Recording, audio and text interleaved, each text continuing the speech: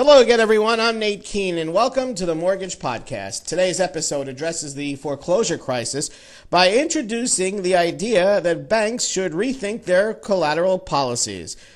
Banks are running into a lot of trouble collecting their mortgage loan payments. If somebody borrows $20, I give them $20 and they pay me back.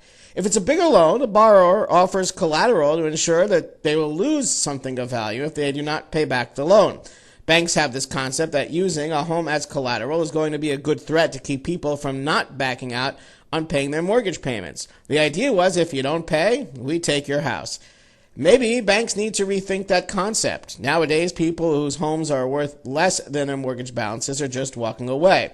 Also, a lot of people bought investment properties with little or no money down and then decided to stop paying and abandon the property. Now the banks have learned the hard way that the idea of holding the home as collateral has forced bankers into becoming realtors because they end up trying to sell their houses, often for a loss.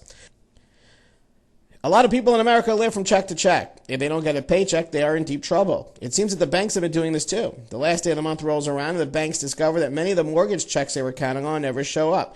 And as the months of delinquent payments started to add up, the banks were forced to shut their doors. According to the Mortgage Implodometer website, close to 300 lenders have shut down since this crisis started. Here is another idea to solve this problem. Forget the idea of using the home as collateral. Instead, convert the equity in the home into collateral and turn that into cash. The bank counts on the interest payments to make their money. If the last day of the month comes in and the interest is not paid to them, they lose money they were counting on.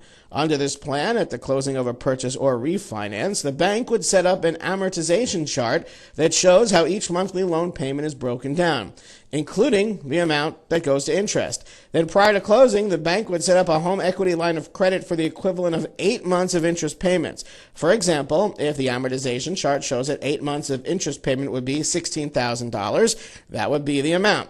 That line of credit would then be frozen, and the person borrowing the money would not be allowed to touch it for the lifetime of that loan. As the months go on, let's say 1 month a person doesn't make his payment. The last day of the month arrives and there is no check. Instead of the bank taking a hit for the lost money, they tap into the line of credit and take 1 month of interest. The problem with banks is they were not getting their checks and they would almost get no warning that a payment was going to be missed. Then the last day comes along with no payment, and the bank loses money because X amount of people didn't pay their loan payment for that month. Under this plan, when the late payment ultimately comes in after the 30-day mark, the interest is repaid to the line of credit, and the missed payment can always be tacked on at the end of the loan.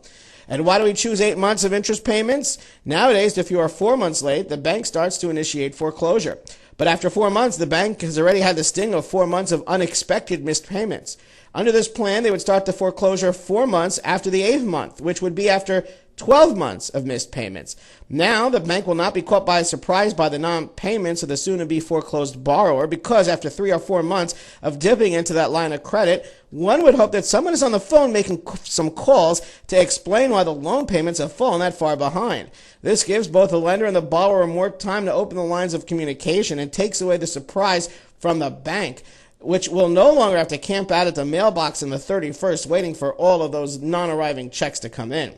I think of the banks that counted on a plan to get their interest payments for those missed months and not counted on a depreciating house as collateral. Many of these closed lenders might still be alive and thriving.